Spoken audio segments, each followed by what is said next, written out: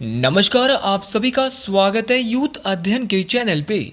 देखिए एक बार फिर से मैं आप सभी के बीच एचपी टीजीटी कमीशन 2025 के लिए इंडियन ज्योग्राफी का एक नया विषय भारत की प्रमुख उद्योग लेके आ चुका हूँ। आज हम बात करने वाले हैं इंडस्ट्री की। देखिए उद्योग क्या होता है, सबसे पहले ये बात करेंगे। अगर बात करें उद्योग की, तो उद्योग का संबंध उन आर्थिक गतिविधियों से है जो कच्चे माल को पक्के माल के रूप में तथा विक्रय योग्य अवस्था में लाते हैं। देखिए उद्योग होता क्या है, तो उद्योग क्या करता है, वो आर्थिक गतिविधि है जहाँ पे क्या होता है, जो कच्चा माल जो होता है, जो आपका खेतों से उत्पन्न हो रहा है कच्चा माल, उसको पक्के माल के रूप में क्या कर रहा है, विक्रय योग्य, बेचने योग्य बना रहा है। तो उसी को हम क्या कहेंगे, उद्योग। आप जानते हो कि फैक्ट्री में क्या काम होता है कि जो है वो किसानों से कच्चा माल तैयार होता है, उसके बाद वो फैक्ट्रीज में जाता है, फिर तैयार होकर वो विक्रय योग्य बनता है। जैसे कि उदाहरण के लिए गन्ने से चीनी बनती है, तो गन्ने से चीनी बनती है, तो ये क्या है, सबसे बड़ा उदाहरण है भारत के उद्योग का।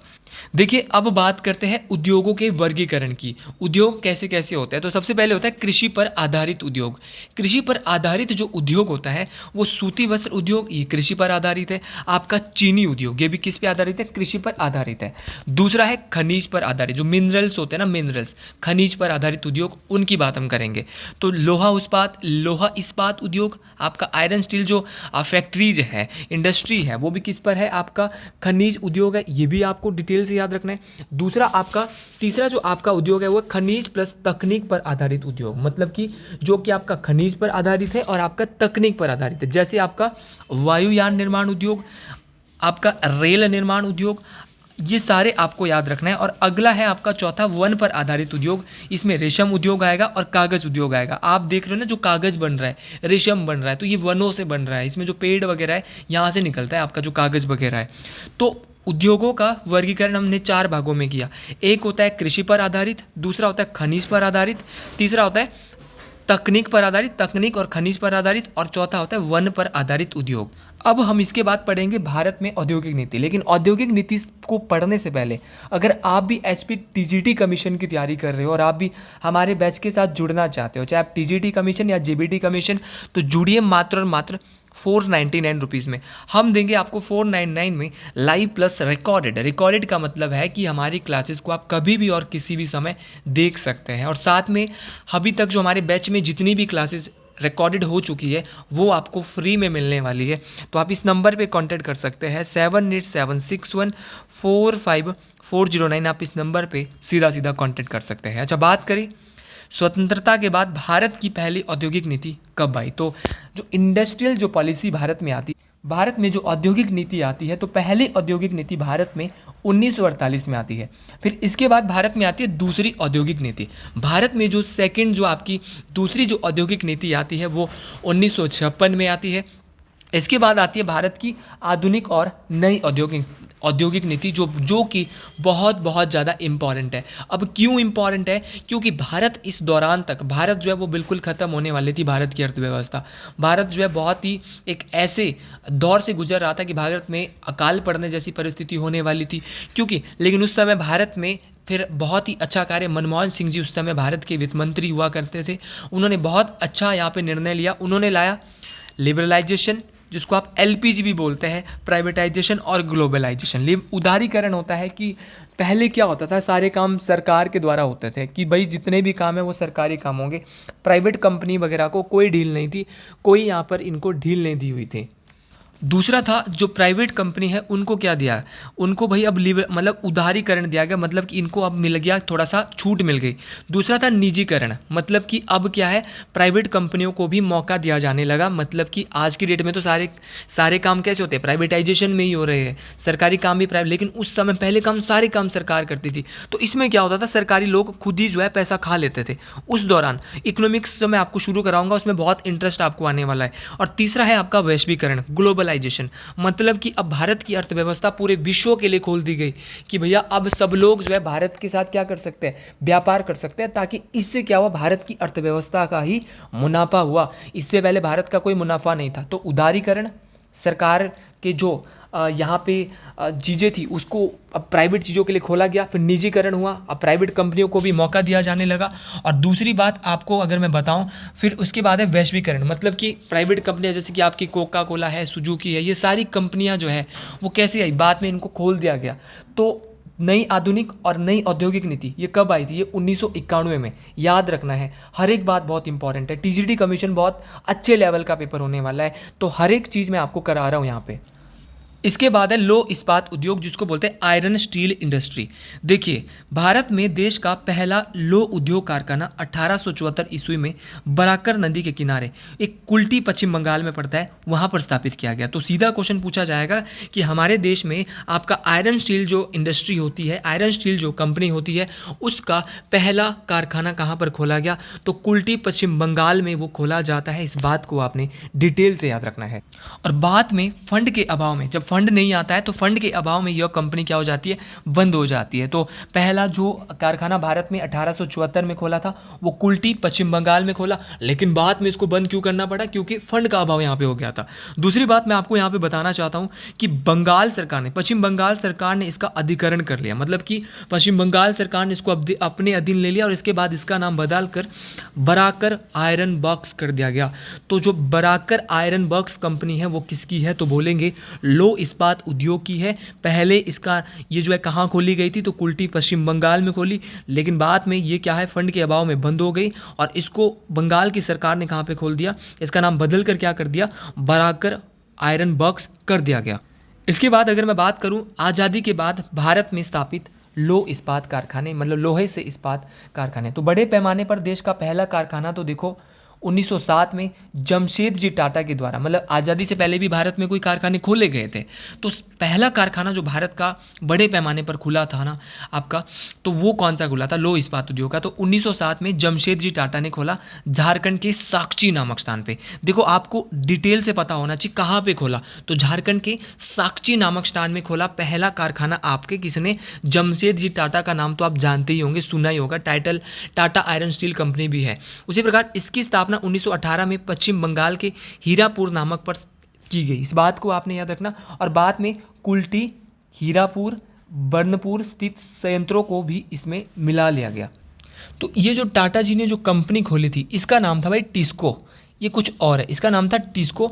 तो याद रखना कि बड़े पैमाने पर भारत में जो है वो आज़ादी से पहले दो कंपनियां खोली गई थी, इसका नाम तो था टिस्को, ये खोली गई थी 1907 में, और दूसरी थी इसको, इसको मतलब IIISCO, इसको की स्थापना 1918 में पश्चिम बंगाल के हीरापुर नामक स्थान पर हो गई। और बाद में जो इसको है ना, इसको कुल्टी, हीरापुर, बर्नपुर में स्थित संयंत्रों को भी इसमें मिला लिया। तो इसको की स्थापना कब हुई, 1918 में। अगर टिस्को की बात करें तो टिस्को जो है वो क्या थी, बड़े पैमाने पर देश का पहला कारखाना था। टिस्को का पूर्ण रूप क्या है, पूर्ण नाम क्या है, और इसको का पूर्ण नाम क्या है, मैं आपको यहाँ पे डिटेल से समझाने वाला हूँ। तो याद रख लेना भाई कि जो आपका इसको है, इसकी स्थापना 1918 में पश्चिम बंगाल के हीरापुर नामक स्थान पर होती है, और बाद में कुल्टी, हीरापुर, बर्नपुर जितने भी संयंत्र थे, जितनी भी छोटी मोटी फैक्ट्री थी, उसको इसको में मिला लिया गया। टिस्को जो कि जमशेद जी टाटा के द्वारा इसको, जिसकी स्थापना झारखंड के साकची में की जाती है, इसका पूरा नाम था Tata iron and steel company. तो टिस्को का पूरा नाम था Tata iron and steel company, इसकी स्थापना 1907 में बड़े पैमाने पर, यह देश का पहला कारखाना जमशेद जी टाटा के द्वारा झारखंड के साकची, कौन सा स्थान है, साकची नामक स्थान में खोला गया। दूसरा है इसको। अगर बात करें इसको की, तो इसको की स्थापना मैंने आपको बता दी 1918 में, कहाँ पर हुई थी, पश्चिम बंगाल के हीरापुर नामक स्थान में हुई थी। और दूसरी बात, इसमें बाद में छोटे छोटे कुल्टी हो गया, बर्नपुर, ये सारे के सारे इसमें मिला लिए गए थे, ये भी आपको याद रखना है। इसको का पूरा नाम है इंडियन आयरन स्टील कंपनी, ये बात आपको याद रखना है। इसके बाद हम पढ़ेंगे स्वतंत्रता पश्चात भारत में आयरन स्टील कंपनी, मतलब कि ये थी आज़ादी से पहले, टिस्को और इसको खोले थे आज़ादी से पहले, लेकिन आज़ादी के बाद भारत में जो खोले गए थे वो बहुत सारे खोले गए थे। सबसे पहले तो खोले गए दूसरी जो पंचवर्षीय योजना आई थी उसके तहत। तो दूसरी पंचवर्षीय योजना के तहत भारत में जो लो इस्पात उद्योग स्थापित किए गए थे वो कौन कौन से थे, तो आइए मेरे साथ बहुत डिटेल से इसको जानते हैं। तो सबसे पहले था भिलाई लो इस्पात उद्योग, भिलाई लोह इस्पात उद्योग ये खोला गया था भारत में 1955 में। और किसके तहत खोला गया, तो बोलेंगे दूसरी पंचवर्षीय योजना के तहत खोला गया। ये छत्तीसगढ़ में खुलता है, तो ये आपको याद रखना है। भिलाई जो स्टील प्लांट है वो छत्तीसगढ़ में है। और कब इसकी स्थापना हुई थी, तो 1955 में हुई थी। अब क्वेश्चन ये पूछा जाता है कि भिलाई जो स्टील प्लांट है, किसी ना किसी देश ने तो सहयोग किया होगा, किस देश के सहयोग से खोला गया था, तो ये सोवियत संघ, आपका रूस जो है उस देश, रूस देश के सहायता से खोला गया था। तो भिलाई स्टील प्लांट किस देश की सरकार के सहायता से खोला गया, तो बोलेंगे सोवियत संघ देश की जो सहायता इसमें ली गई थी उसकी सहायता से खोला गया। अगला अगर मैं आपको बताना चाहूँ, तो अगला जो है आपका, अगला अगर मैं यहाँ पे बात करूँ, अगला था आपका दुर्गापुर लोह इस्पात उद्योग। सीधा क्वेश्चन पूछा जाता है कि दुर्गापुर आयरन स्टील कंपनी कहाँ पर है। तो अगर बात करें दुर्गापुर आयरन स्टील जो कंपनी है वो है आपकी, इसकी स्थापना 1956 में होती है। तो दुर्गापुर लोह इस्पात उद्योग की स्थापना 1956 में हुई। फिर क्वेश्चन पूछेगा ये भारत के किस राज्य में है, तो बोलेंगे पश्चिम बंगाल में है। और किस देश के सहायता से आपकी दुर्गापुर स्टील प्लांट को भारत में लगाया गया था, तो ब्रिटेन जो आपका इंग्लैंड देश है उस देश की सहायता से आपका दुर्गापुर स्टील प्लांट को भारत में लगाया गया था। और कब इसकी स्थापना हुई, तो 1956 में। भिलाई पूछेगा 1955, छत्तीसगढ़, और ये किसकी सहायता से, रूस की सहायता, सोवियत संघ, यूएसआर आप इसको बोल सकते हैं। अगला दूसरी पंचवर्षीय योजना के तहत तीसरा जो हमारा भारत में आयरन स्टील प्लांट खोला जाता है वो था राउरकेला लोह इस्पात उद्योग। तो राउरकेला लोह इस्पात उद्योग जो आयरन स्टील कंपनी थी उसकी स्थापना 1959 में हुई थी। और ये कहाँ पे था, ये उड़ीसा में था। और किस देश की सहायता से ये लगाया गया था, तो ये जर्मनी देश की सहायता से ये इसको स्थापित किया गया था। इस बात को आपने डिटेल से याद रखना है। तो भारत में दूसरी पंचवर्षीय योजना के तहत Bhilai steel plant, Durgapur steel plant और राउरकेला स्टील प्लांट लगाए गए थे। अलग अलग देशों ने अलग अलग सहायता की थी। सोवियत संघ ने भिलाई स्टील प्लांट को बनाने के लिए यहाँ पे क्या दिया था, अपना सहयोग दिया था। आपका ब्रिटेन देश है, इन्होंने दुर्गापुर जो आयरन स्टील कंपनी है इसके लिए पैसा दिया था। और आपका जो जर्मनी है इन्होंने राउरकेला लोह इस्पात उद्योग के लिए पैसा दिया था। इस बात को आपने डिटेल से याद रखना है। देखिए अगर बात करें दोस्तों, अगर बात करें यहाँ से डिटेल से, देखिए बहुत इंपॉर्टेंट है। अगर बात करता हूँ मैं यहाँ से, आपकी हर एक क्वेश्चन इंपॉर्टेंट है। देखो दुर्गापुर से कैसे आपको याद है, दुर्गा माता की पूजा होती है। देखो सीधा सीधा क्वेश्चन आता है कि भारत में दुर्गा माता की पूजा कहाँ होती है, पश्चिम बंगाल में होती है दुर्गा पूजा। तो दुर्गापुर स्टील प्लांट भी कहाँ है, पश्चिम बंगाल में। राउरकेला से बोलेंगे केला, केला तभी मिलता है जब जेब में होती है मनी। क्या होती है, मनी। तो राउरकेला क्या है, जर्मनी की सहायता से बनाया गया था। तो ऐसे भी आप याद कर सकते हैं, बड़ा इंपॉर्टेंट है भाई ये। इसके बाद आता है थर्ड फाइबर प्लान। और जो भारत में थर्ड फाइबर प्लान आता है इसके तहत खोला जाता है Bokaro steel plant, Bokaro iron steel company. तो बोकारो आयरन स्टील कंपनी कहाँ पर है, इसकी स्थापना 1964 में हुई है। ये भारत के झारखंड राज्य में है। और इसको सोवियत संघ, जिसको आप रूस देश बोलते हैं, उनकी सहायता से इसको स्थापित किया गया था। ये बात भी आपको डिटेल से याद रखनी है। अच्छा, ये बात भी सर बिल्कुल डिटेल से याद हो चुकी है। इसके अलावा आपका स्लेम स्टील प्लांट है। अच्छा, अगर बात करें आपकी स्लेम स्टील प्लांट की, अच्छा ये स्लेम स्टील प्लांट कहाँ पर है, ये तो आपके माइंड में बात आई रही होगी कि आपका जो स्लेम स्टील प्लांट है वो कहाँ पर है। तो स्लेम स्टील प्लांट जो है आपका कहाँ पर है, तमिलनाडु में। कहाँ पर है स्लेम स्टील प्लांट, तो बोलेंगे सर स्लेम स्टील प्लांट जो है आपका वो तमिलनाडु राज्य में है। ये भी मोस्ट इंपॉर्टेंट तरीके से आप इसको भी ध्यान से सुनेंगे कि स्लेम स्टील प्लांट कहाँ है, तो तमिलनाडु में है। अगला हमारे पास यहाँ पे है, अगला है विशाखापट्टनम स्टील प्लांट। तो Visakhapatnam iron steel company Andhra Pradesh राज्य में है। ये भी मोस्ट इंपॉर्टेंट आपको याद रखनी है। और भारत का पहला तटवर्ती स्टील प्लांट जो लगाया गया था वो विशाखापट्टनम में ही लगाया गया था। ये क्वेश्चन आपको याद रखना है कि भारत की जो पहली आयरन स्टील कंपनी है वो भारत के किस स्थान पे, तो भारत में कहाँ पर, तो भैया याद रखना है भारत के विशाखापट्टनम में इसको लगाया गया था। इस बात को आपने डिटेल से याद रखना है। हर एक बात बहुत इंपॉर्टेंट है।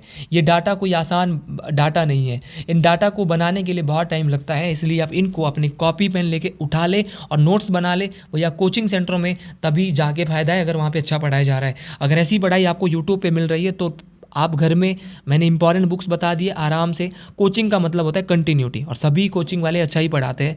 बस डिपेंड करता है कि बच्चा खुद कितनी मेहनत कर रहा है, वो बहुत इंपॉर्टेंट बात रहती है। इसके बाद है आपका कॉटन टेक्सटाइल इंडस्ट्री, आपका हिंदी भाषा में बोलते हैं सूती वस्त्र उद्योग।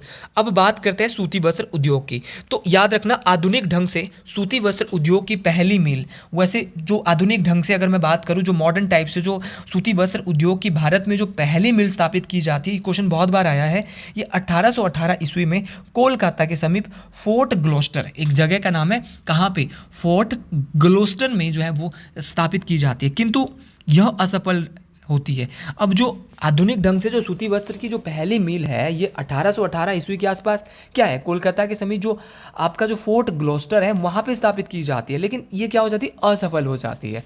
इसके बाद क्या होता है, तो इसके बाद सबसे पहला जो सफल आधुनिक जो सूती कपड़ों का जो कारखाना है, कॉटन टेक्सटाइल, जो आपका सफल जो भारत में होता है, वो 1854 में मुंबई के कवासी डावर, बहुत बहुत इंपॉर्टेंट है, कहाँ पर, तो याद रखना है, मुंबई में कवासी डावर द्वारा खोला गया। तो याद रखना, भारत का पहला सफल आधुनिक सूती कपड़ा 1854 में मुंबई के कवासी डावर में खोला जाता है। इस बात को आपने डिटेल से याद रखना है। और याद रखना, अगर मुंबई की बात करें तो मुंबई को, कुछ डाटा मैं बता रहा हूँ, मुंबई को सूती वस्त्रों की राजधानी के उपनाम से जाना जाता है। तो सीधा क्वेश्चन परीक्षाओं में कई बार पूछा गया है कि भारत में सूती वस्त्रों की राजधानी के उपनाम से किसे जाना जाता है, तो क्या बोलेंगे, तो सूती वस्त्रों की राजधानी के नाम से जो जाना जाता है वो मुंबई को जाना जाता है।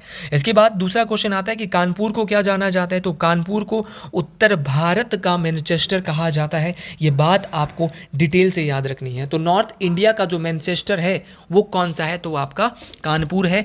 गलती नहीं करनी है, गलती वो बच्चा करता है जो पढ़ता नहीं है। आप लोग अच्छे से तैयारी कर रहे हो और बहुत ज़्यादा बच्चे इन वीडियोस को पसंद कर रहे हैं। अगला है कोयम्बटूर। कोयम्बटूर को क्या कहते हैं, साउथ इंडिया का मैनचेस्टर, दक्षिण भारत का मैनचेस्टर। देखो मैनचेस्टर, देखो अगर तो बोले कि उत्तर भारत का, उत्तरी भारत का, तो है कानपुर जो कि यूपी में पड़ता है, और कोयम्बटूर जो है वो है आपका पूरे दक्षिण भारत का मैनचेस्टर जो कि तमिलनाडु में पड़ता है। लेकिन अगर आपसे क्वेश्चन पूछा जाएगा, अब बोलेंगे क्या क्वेश्चन पूछा जाएगा भाई, अगर आपसे क्वेश्चन पूछा जाता है कि भारत का मैनचेस्टर कहाँ पर है, दक्षिण भारत का भी पढ़ लिया, उत्तर भारत का भी पढ़ लिया, अब भारत का बताओ, तो भारत का जो मैनचेस्टर है वो अहमदाबाद को भारत का बोस्टन या भारत का मैनचेस्टर कहा जाता है। इस बात को आपने डिटेल से याद रखना है। हर एक बात बहुत इंपॉर्टेंट रहने वाली है, एक एक बात को आप डिटेल से क्लियर कर सकते हो।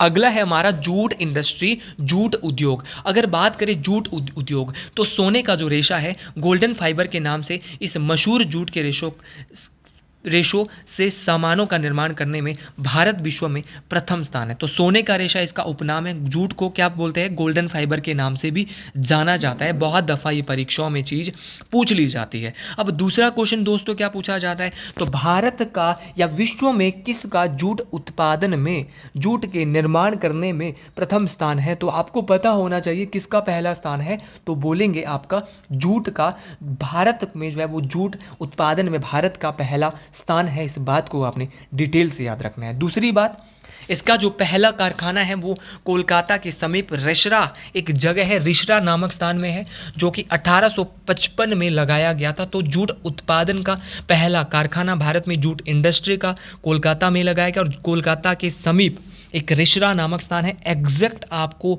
जगह का नाम याद रखना है, एक्यूरेट पता होना चाहिए। रिसरा नामक स्थान में लगाया गया था। कब लगाया गया था, 1855 में लगाया गया था। ये बात भी आपको डिटेल से याद रखनी है।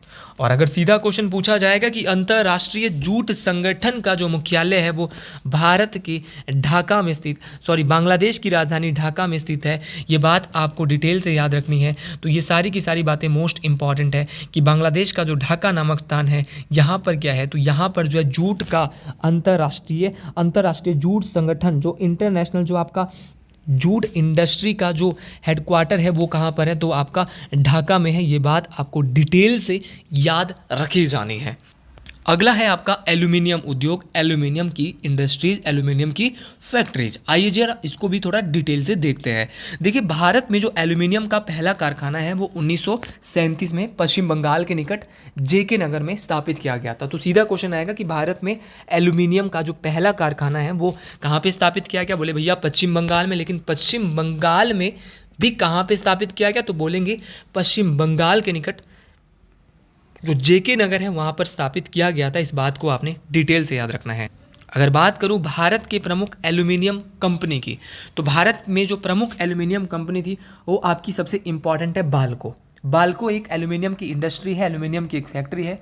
बाल्को आपकी कोरबा मध्य प्रदेश एवं कोयना महाराष्ट्र में है। तो याद रखना आपके कोरबा एवं कोयना दो जगह पे आपकी बाल्को कंपनी। मैं इसके एक एक करके आपको नाम बताऊंगा। बाल्को का पूरा नाम क्या है, हिंडाल्को का, और नाल्को का क्या है। तो बाल्को, हिंडाल्को और नाल्को, जिसमें अल्को अल्को आ रहा है, हिंडाल्को, नाल्को, बाल्को, ये सब एल्यूमिनियम की कंपनीज है। तो कोरबा मध्य प्रदेश में है और कोयना महाराष्ट्र में है। ये कंपनी जो है वो सोवियत संघ की सहायता से लगाई गई थी। ये बात आपको डिटेल से याद रखनी है। और दूसरी बात आपकी हिंडाल्को की बात करूँ तो हिंडाल्को जो है वो रेणुकूट उत्तर प्रदेश में है। तो भारत के किस जगह में हिंडाल्को एल्यूमिनियम की कंपनी है, तो बोलेंगे ये आपके रेणुकूट में। और किसकी सहायता से इनको लगाया गया, तो यूनाइटेड स्टेट ऑफ अमेरिका, इनकी सहायता से इसको लगाया गया था। अगली है भाई नाल्को। नाल्को दामनजोड़ी में पड़ती है। दामनजोड़ी एक जगह उड़ीसा में है और वहीं पर आपकी कौन सी है, नाल्को एल्यूमिनियम की फैक्ट्री है, जो कि फ्रांस की सहायता से भारत में लगाई गई थी। तो बाल्को लगाई यूएसए वालों ने, और आपका सोवियत संघ वालों ने, और आपकी जो यूएसए वाले हैं, सोवियत संघ मतलब रूस वालों ने लगाई थी बाल्को कंपनी। हिंडाल्को अमेरिका वालों ने, और फ्रांस वालों ने लगाई थी भारत में नाल्को। तीनों बातें आपको किसकी सहायता से कौन सी कंपनी लगी है, कहाँ पर है, किस जगह में है, तो कोरबा और कोयना में है बाल्को, रेणुकूट उत्तर प्रदेश में है हिंडाल्को, और दामनजोड़ी उड़ीसा में है आपकी नाल्को। अगर बात करें, बाल्को का पूरा नाम है भारत एल्यूमिनियम कंपनी लिमिटेड। और दूसरी बात, अगर नाल्को की बात करें तो नाल्को का पूरा नाम है नेशनल एल्यूमिनियम कंपनी लिमिटेड। और हिंडाल्को की बात करें तो हिंदुस्तान एल्यूमिनियम कॉरपोरेशन। तो हिंडाल्को का नाम बहुत आसान है, हिंदुस्तान एल्यूमिनियम कॉरपोरेशन। नाल्को का पूरा नाम है नेशनल एल्यूमिनियम कंपनी लिमिटेड, और भारत एल्यूमिनियम कंपनी लिमिटेड नाम है आपका किसका, बाल्को का। इस बात को आपने याद रखना है। अब इसके बाद बात करें छोटी मोटी वायुयान निर्माण उद्योग की। देखिए अब ये टॉपिक थोड़ा सा रह गया है और बहुत डिटेल से हम इस टॉपिक को पढ़े जा रहे हैं भाई। तो वायुयान निर्माण उद्योग की बात करें तो वायुयान निर्माण जो उद्योग है, देश में पहला वायुयान निर्माण का प्रथम जो फैक्ट्री, पहली जो कारखाना खोला गया था वो 1940 में बेंगलुरु में हिंदुस्तान एयरक्राफ्ट कंपनी के नाम से स्थापित किया गया था। तो भारत की पहली वायुयान निर्माण उद्योग की कंपनी 1940 में स्थापित की जाती है। फिर क्वेश्चन बोलेगा उसका नाम क्या है, तो उसका नाम है हिंदुस्तान एयरक्राफ्ट कंपनी। और दूसरी बात याद रखना है, इस समय इसे हिंदुस्तान एरोनॉटिक्स लिमिटेड के नाम से जाना जाता था, लेकिन बाद में इसका नाम क्या हो गया, तो सबसे पहले याद रखना है, तो वर्तमान समय में इसे हिंदुस्तान एरोनॉटिक्स कंपनी के नाम से जाना जाता है, जिसको आप HAL हाल भी कहते हैं। इसको हिंदुस्तान एरोनॉटिक कंपनी HAL भी कहा जाता है, और इसको हिंदुस्तान एयरक्राफ्ट कंपनी भी कहा जाता है। तो दोनों ही नाम आपको इसके याद रखने हैं, और दोनों के दोनों ही बहुत ज़्यादा इंपॉर्टेंट है भाई। हर एक बात आपको याद रखनी है। इसके बाद है आपका जलयान के लिए जो पानी में चलते हैं। तो जलयान निर्माण उद्योग, मान लो कि आपकी जो शिप वगैरह चल रही है, वायुयान तो एरोप्लेन हो गए, तो एरोप्लेन के लिए तो HAL कंपनी है, ठीक है, हिंदुस्तान एरोनॉटिक्स लिमिटेड। लेकिन अगर बात करें आपकी जलयान निर्माण उद्योग की पहली फैक्ट्री भारत में कहाँ लगी थी, तो क्या बोलेंगे, तो याद रखना है, बहुत इंपॉर्टेंट तरीके से डिटेल से याद रखे जाना है कि भारत में जलयान निर्माण उद्योग का जो पहला कारखाना है वो 1914 में सिंधिया स्टीम नेविगेशन कंपनी द्वारा विशाखापट्टनम में, तो 1914 में ना एक कंपनी थी सिंधिया स्टीम नेविगेशन, एक कंपनी थी, इनके द्वारा विशाखापट्टनम में स्थापित किया गया था। देखो ऐसी जानकारी, हिमाचल प्रदेश बहुत बड़ा है, पढ़ाने वाले बहुत सारे अच्छे टीचर हैं, लेकिन ऐसा कंटेंट तो शायद आपको यूट्यूब में कहीं कहीं मिलता है भाई। इसीलिए ऐसे कंटेंट को आप अपने पास लिख लीजिए, बहुत इंपॉर्टेंट है। मैंने भी अपने हाथ से मेहनत करके बनाया है। मैं चाहता तो इसको PPT करके पढ़ा सकता था, लेकिन मेरे को लगा कि जिस मेहनत के साथ मैंने इन नोट्स को बनाया है उसी मेहनत के साथ मैं आपको इन नोट्स को दिखाऊं, और एक एक करके दिखाने के साथ साथ इनको पढ़ाऊं भी, ताकि आप लोगों का सर्वांगीण विकास भी TGT कमीशन के लिए हो सके। कुछ देखो, मैं हर एक सब्जेक्ट में मदद करने की कोशिश करूँगा, तो बहुत ज़्यादा हम एफर्ट्स डालूंगा मैं आने वाले समय में, जो आपका आने वाला कुछ समय आ रहा है, क्योंकि लास्ट समय के लिए मैंने भी अपने पास कुछ ब्रह्मास्त्र छिपा के रखे हैं, जो कि आपकी TGT कमीशन में आपकी बहुत हेल्प करने वाला है ये चैनल। तो याद रख लेना भाई, अगर आपको भी मेरा चैनल पसंद है तो आप हमारी कोचिंग से जुड़ सकते हैं। आप हमारी हर एक चीज़, बहुत जल्द हमारे नोट्स, हैंड रिटन नोट्स भी तैयार होने वाले हैं, तो वो भी हम आपको पेड बैचेस की तरह अपने देने वाले हैं। तो अगर आप हर एक चीज़ हमसे लेना चाहते हैं तो आप हमारे नंबर पे कांटेक्ट कर सकते हैं। हमारे नोट्स 1 या 2 वीक में टेस्ट सीरीज हर एक चीज़ आपके बीच आने वाली है।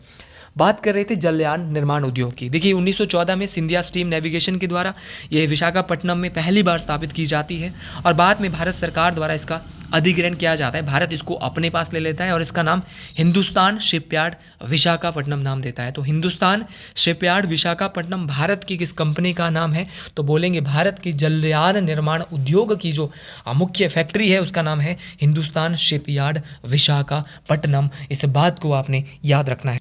इसके बाद है रेल उपकरण उद्योग। रेल का जो उपकरण उद्योग है, तो रेल के तो देखो बहुत सारी फैक्ट्रियां भारत में, जैसे पहिए और एक्सल। भाई देखो कभी कभार डिटेल से आता है कि पहिए और एक्सल जो रेलवे उद्योग के हैं वो भारत में कहाँ से मिलते हैं? बेंगलोर से। विद्युत इंजन, रेलवे का जो बिजली वाला इंजन है, विद्युत इंजन है, वो मिलता है चित्तरंजन से। फिर है आपका इंटीग्रल कोच। कोच होता है डब्बे टाइप होते हैं जो, ये है चेन्नई के आपका पेरम्बूर। तो चेन्नई का पेरम्बूर से मिलता है आपके इंटीग्रल कोच। इंटीग्रल को डीजल इंजन मिलता है वाराणसी में। रेल कोच मिलता है कपूरथला में। और आपका जो आधुनिक कोच फैक्ट्री है वो रायबरेली में मिलती है। तो आपको याद रखना है रेलों का जो सामान है ना वो कहीं एक जगह से, इसकी कोई फैक्ट्री नहीं है। पहिए और एक्सल की अलग है, आपके बेंगलोर में है। आपका विद्युत इंजन जो इसका मिलता है वो चित्तरंजन से मिलता है। इंटीग्रल कोच चेन्नई से, पेरुम्बूर से मिलता है। डीजल इंजन वाराणसी से मिलता है। रेल कोच कपूरथला से मिलता है। आधुनिक कोच फैक्ट्री रायबरेली से मिलती है। अच्छा, इसके बाद है चीनी उद्योग। तो याद रखना है, इसके बाद आपको याद रखना है भारत में जो आपकी शुगर फैक्ट्रीज है, शुगर की जो इंडस्ट्री है, चीनी के जो उद्योग है, तो भारत में आधुनिक चीनी उद्योग की शुरुआत 1903 में बिहार में पहली चीनी मिल के साथ स्थापित की जाती है। तो भारत में चीनी की जो पहली जो फैक्ट्री है, आपकी पहली जो शुगर इंडस्ट्री है वो बिहार में स्थापित की जाती है। इस बात को आपने, और बिहार में कब स्थापित की गई? 1903 में स्थापित की गई। इसके बाद है आपका दूसरा सीमेंट उद्योग। तो भारत में आधुनिक ढंग से सीमेंट बनाने का पहला कारखाना 1904 में मद्रास में लगाया गया। तो सीमेंट का पहला कारखाना कहाँ लगाया? मद्रास में। कब लगाया? 1904 में लगाया। और बात करें आपका चीनी उद्योग की, तो इसको 1903 में बिहार में लगाया गया। इस बात को आपने डिटेल से याद रखना है। और इसके बाद मद्रास के कारखाने के बाद 1912-13 की अवधि में इंडियन सीमेंट कंपनी लिमिटेड द्वारा गुजरात के पोरबंदर नामक पे, तो सीधा आपको क्वेश्चन क्या पूछा जाएगा कि 1912-13 में इंडियन सीमेंट कंपनी लिमिटेड द्वारा गुजरात के किस स्थान पर सीमेंट कारखाने की स्थापना की गई? तो गुजरात के ये वही पोरबंदर है जहाँ पर महात्मा गांधी जी का जन्म हुआ था, और जिसमें 1914 से उत्पादन जो प्रोडक्शन है वो 1914 में इसमें क्या होती है? शुरू होती है। इस बात को आपने याद रखना है। अगला है रासायनिक उर्वरक उद्योग, केमिकल फर्टिलाइजर इंडस्ट्री। तो भारत में उर्वरक का पहला कारखाना 1906 में तमिलनाडु के रानीपेट, तो तमिलनाडु में एक जगह है रानीपेट नामक जगह पर जो है वो आपका रासायनिक उर्वरक का जो है वो पहला उद्योग लगाया जाता है। आपका जो फर्टिलाइजर होता है उसका पहला कारखाना लगाया जाता है। तो याद रखना है रासायनिक उर्वरक का भारत में पहला कारखाना कहाँ पे? तो 1906 में तमिलनाडु में लगाया जाता। थोड़ा सा इंपॉर्टेंट है, कहाँ पे? रानीपेट में। रट्टा मारना पड़ेगा, वीडियो को कम से कम 2 से 3 बार देखना पड़ेगा क्योंकि ये टफ टॉपिक है भाई। इसके बाद है अगला चमड़ा उद्योग। भारत में चमड़ा उद्योग का मुख्य केंद्र लेदर जो इंडस्ट्री है वो कानपुर, आगरा, मुंबई, कोलकाता और बेंगलुरु में है। तो कानपुर में है, आगरा में है, मुंबई में है, कोलकाता में है, पटना में है, बेंगलुरु में है। और कानपुर चमड़ा उद्योग भारत में चमड़े का सबसे बड़ा केंद्र है और जो कि जूते बनाने के लिए बहुत ज़्यादा प्रसिद्ध है। इस बात को आपने याद रखना है। कंटिन्यू मैं ये वीडियो बनाता हूँ पूरी, तो थोड़ा सा लास्ट में वॉइस हल्की हल्की कम हो जाती है, तो उसके लिए आपसे माफ़ी चाहूँगा। इसके बाद है भाई रेशम उद्योग। रेशम उद्योग भारत के चीन के बाद प्राकृतिक रेशम में दूसरा सबसे बड़ा उत्पादक है। तो भारत चीन के बाद जो रेशम उत्पादन में है वो दूसरा स्थान पर आता है, और प्राकृतिक रेशम की सभी 4 किस्मों का उत्पादन करने वाला भारत एकमात्र देश है। आपकी शहतूती हो गया, आपका एरी हो गया, आपका तसर हो गया, आपका मूंगा हो गया, सभी 4 किस्मों की रेशम का उत्पादन भारत में होता है। तो भारत में आपका देखो भाई रेशम के भी बहुत सारे प्रकार है, ठीक है। आपको याद रखनी है कि रेशम के भारत में क्या है, बहुत सारे प्रकार है। आपका शहतूती, एरी, आपका तसर, मूंगा, आपका सभी 4 किस्मों का रेशम भारत में उत्पादन होता है। और कर्नाटक देश का 41% से अधिक जो रेशम है उसका उत्पादन करता है। तो भारत में सबसे ज़्यादा रेशम का उत्पादन कौन करेगा? तो कर्नाटक देश करता है, कर्नाटक राज्य करता है। तो कर्नाटक राज्य देश का 41%, 100 में से 41% रेशम कौन लगाएगा? कर्नाटक लगाने वाला है। तो अगर आपको भी मेरी वीडियो पसंद आई है तो कमेंट बॉक्स में ज़रूर लिखेंगे हर हर महादेव। और अगर आपको यहाँ पे हमसे कोचिंग लेनी है, आप किसी भी हमारे जुड़ना चाहते हो हमारे बैच के साथ, तो 7876145409। और हिमाचल प्रदेश पटवारी के लिए भी बहुत जल्द हमारे बैचेस शुरू होने जा रहे हैं, तो आप हमारे पटवारी के बैचेस के साथ भी एनरोल हो सकते हैं। सभी को हर हर महादेव। जय हिंद, जय हिमाचल प्रदेश।